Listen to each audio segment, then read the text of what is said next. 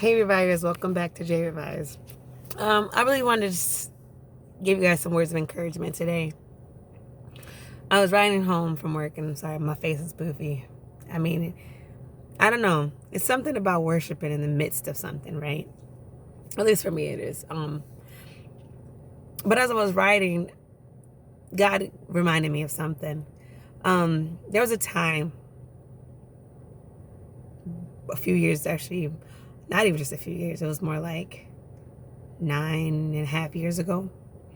I was riding down the street with my son in the back seat, and my best friend at the time, she was in the passenger seat, and she was pregnant, and she was one of those, more high risk pregnancies. So her baby was a miracle baby, So excited for her, and I was ecstatic, like just this is something I wanted, because it's something about seeing your people happy, and then I knew she'd be a great mom. But as I was riding down the street, we're on our way to her baby shower that I'm hosting, mind you. Now, I've got these plans set up. I've pre-planned, and I only have these planned that people are already there waiting on us to get there, because they're already there, and we're driving down the street, and out of nowhere, a lady was playing chicken with the light, and I was in La La Land, I was going on my way, going on the path that I saw, the right route to get there. And so we're talking, just, talking and driving, not texting, or nothing like that. And we got sideswiped. And everything hit so abruptly. Oh, God. Everything hit so abruptly that it was like an instant, almost an instant, like, blackout, and all I remember is I had enough time to say Jesus, and in my thoughts I'm like, let my family be okay, protect my babies, and we hit the bank, and my car was caved in all on this side of it. We had an Aveo at the time, and so it was like, those little can cars. Well, I went up against a SUV Lexus. Need I say I didn't win that battle. And my friend had came over the way she hit us. She came over, ended up in my lap, and had broke down the rearview mirror, and broke down my steering wheel, and broke off my gear shifter. And then she was, by the time everything was broke, she was over on my side, but on my dashboard. And when we all shook and started to come to, people were surrounding us, and I didn't realize she started seizing. And as I was trying to, wake her up, she's seizing, I'm panicking. I look back at my baby, and he's fine. Now, for me, I don't know whether to cry. I don't know whether to be scared. I don't know what. I'm in shock. So there'd be a second where I'm scared, and then next second I'm like, okay, wait. Like I kept having like these shock moments, and she's just shaking, and all the people around me, it was so much chaos in an instant. And that's kind of how I feel right now in this season. And I don't know how I even forgot about this, because the way that happened, there was no way we should have walked away from there. There's no way we should have got out of that scene and lived. Especially my son, the way it hit his door, everything was caved in. He didn't have a scratch. Like, not a tiny scratch. Not nothing. Like, nothing. I didn't have nothing, And I was scared. I'm like, oh my gosh. I was so excited about, the baby and my friend, and I'm hoping she's okay. I'm praying she's okay, and then all these people are waiting on us to get there. And I feel like that's kind of what this season is for us. I feel like, I don't even feel like, my spirit is like, it's saying we're derailed from the path we set, the goals we set for us, the journey. And it's not that necessarily that everything was wrong that we set, or we had bad agendas or bad intentions, because I was going to a baby shower. I was throwing one. That wasn't a bad agenda. That was a good intention, for a celebration, for something wonderful. Someone with new life is coming. It was an amazing thing. But God had a different plan. No one died. No one died. The person in the opposite car, they were fine. I mean, I think the lady had a broken leg at the ordeal, but I don't really know. I'm not sure, to be honest with you. But I know everyone lived. That was all that mattered. At least to me, and no one was handicapped afterwards, But I feel like this Corona time and all this chaos and all these home quarantines and all that stuff has put us in the place of being derailed from being distracted and reminding us to stay focused.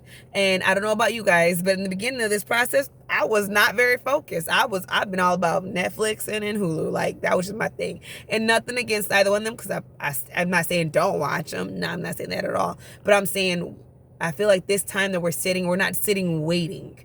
And a lot of us have paused and just waited. Okay, when is it going to be over? Throw a tantrum, go viral. Like, instead of focusing on all the wrong things, we should be focusing on what? Getting closer. I really feel, in my spirit wholeheartedly, I know some of us have lost loved ones. Some of us have loved ones that are battling. I have a loved one that battled for almost a month, and he's healed now. Thank God, But it was a waiting place for a connection with God. Whether you're the person that's battling, whether you're the person that has lost someone, whether you're the person that is just in the mindset of being scared that you'll be next. God didn't put this and let us see this situation so we could be scared. And I know a lot of people are saying, well, how could a God let this happen? You know what? It's not that a God let this happen. It's not that a God let me get in that accident. It's my God knew what was to come afterwards. That accident, did I die? Nope. I'm still here. My son is here, perfectly fine, healthy, actually super smart. He didn't get that from me. But he's a brilliant young man. God can see things we can't see. I can't speak for each person's situation and tell you exactly what God has intended for you or your situation. But I can say, if you're here, he's not done. And if he's got you waiting, how are you waiting? What are you doing in the midst of your waiting? And I feel like we're in this war and we're in this battle, and we feel like we're surrounded by all these enemies. Like, if you look at not just the virus itself, you look at society and all these people with this negativity and all this depression, all this anxiety and all these medications, all this stuff coming from every direction. It's almost like we're mentally captivated and we're mentally bound. We're mentally putting on shackles. When God did everything to take them off. He didn't let us go through this so we could go put on shackles. He has us waiting to prepare for what he's got to come, what he's going to do next. And we need to be prepared for that. And someone said, oh, like not store up on toilet paper prepared. I mean, like, equipped for battle, like, because we're going into it full force. We're going into helping encourage, helping save the lost. Like, that is our mission. That is what we were created to do. And a lot of people think you can only do that if you're a pastor. No, you can't. No, it's so much more than that. The pastor, I love Pastor Mike Todd, and I love my Pastor Dion. Like, those two, they're constantly say they are equipping us for the battle, because we are ministers. Ministers are not just people that are on the platform. And I know back over time, that's all we've ever looked at it, but we are the church. Ministers are those that maybe work in the work field, whether you're a doctor, whether you work at McDonald's, whether you work at Burger King, whether you work at Walmart. It doesn't matter what you do, no matter where you are, no matter if you're homeless, doesn't matter who you are or where you are a minister. Use it. Start working. And if you don't know if you don't know the right words, because none of us do, truthfully, if we're speaking, it ain't God anyways. You got to let God give you the words. So research, go in your word, let God speak to you through it. When I say research, I'm not saying go Google it and let Google tell you what to say. No, let God say what to say, because when God says it, the person that's on the receiving end hears it from him. They're not hearing you. And that's the biggest key factor. A lot of people, and I want to stress that a lot, think that, the goal is to get on the platform so people will, like, look up to you and respect you. No, that's not it. The goal is to be a person that God can dwell in. You are to be an instrument that he can stir the pot with. Every day, that is my heart's cry. Today I had the honor, oh my gosh, I had the honor of just being a vessel that God got to speak through. And there was a person that has a loved one that's in the hospital now, battling their loved one. I'm sorry, I'm trying to be very careful in how I say this because I want to be respectful. Their loved one is battling with their life. And this is not the first one. And it wasn't me that spoke. I mean, it was my body that God was able to speak through. And it was speaking into their situation about stuff that I didn't know nothing about. And truthfully, I can't even remember half stuff I said. But it wasn't for me. It wasn't for my glory. That's the largest thing. It is for God's glory. I know it's like, well, I want to feel, no. Because if it's about us, we've missed it. And God can't dwell when it's about it. We've got to completely remove our us so God can do it. Because when he's in it, when God is governing it, when God is going through you, oh my gosh, to see lives change, hearts change, and not in the moment that they remember you, that they remember what he did. It's like, oh God, thank you, because I see someone now has victory. Someone now is encouraged. Someone now is no longer facing suicide or the death, whatever. No longer they feeling defeated. They feel like they've triumphed over that demon that was holding them captivated in their mind, that gave them the temptation that they may have yielded to. So in this time of waiting, I encourage you, get in your word. And even if it's like 2 minutes, I mean, literally, if it's 2 minutes, there's some parts of the Bible, I'll be real with you, it's hard to put down. And if you're an audible learner like me, I'm not a person that can just sit there and read. I'll fall asleep. But that's anything. I can't sit there and read anything and not fall asleep because I'm just not that type of learner.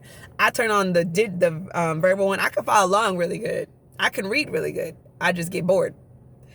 But if I just listen, or if I read and listen, it's like, man, I got to hear what happens next. And it's not that I'm just, then suddenly I'm not just listening to a story. Now God can point out where he's speaking to me at in this parable, in this situation, in this story. Like, I never really knew. I knew about Joseph. Actually, I thought I knew every story in the Bible. Ooh, I learned some things. But I didn't know it from different perspectives until now. My perception of like Job or Jacob. Oh, I can't stand Jacob. But I like, yeah, that's another story for another day. But back to what I was saying. Get into your word. Pray. Go beyond that. Get connected. Because then you're not looking at it as a chore. And the goal is to be so in love that you won't miss a beat. And when you're in love with God and you're connected all the way, suddenly you're doing things you would have never thought you did. You're seeing things from another lens. No longer are you looking through your eyes at this situation. You're looking through his. And when you look through his eyes, you see this whole situation from another perspective. So I pray that God blesses everyone that gets to watch this. I know this wasn't super deep, but I felt like God wanted me to say it. I pray that God encourages the hearts that see it and that they're softened like a child. Like, that's the one thing that got me. When my son was back there and then we had the accident, he did not cry. He was not scared. Nothing. He didn't get scared until I got scared. And he saw me cry. And then I stopped and he stopped. The thing about the God we serve, he don't get scared. He sees the now. He sees the future. And he knows the past with every detail. He don't get scared. We are to be like children. Like, I always thought that when the word says we need to have hearts like a child, a heart like a child, that's something big. I used to think, oh, well, it was ignorant, or oh, it was because I don't know, like they forgetful, or they're forgiving. I thought so limited at my view of it, but to have be fearless, like really fearless. That's not easy when you've had life, right? That's not easy when you've gone through struggles. But notice I said when you've gone through struggles. If you've gone through struggles, raise your hand. If you're by yourself, like if you're with people, raise your hand anyways. You know, because if you've been through struggles, guess what? If you're watching this video, you also came out of those struggles. So just like God brought you through those, he's going to bring you through these. And a lot of people think, oh, well, it's always about money. No, I guess God will give you resources, but if that's all that you're hoping to accomplish, you'll always go back and forth with that. What about bringing you through and having peace in your mind, having joy back in your spirit? What about having protection just with inside? Like you feel like no matter where I'm covered.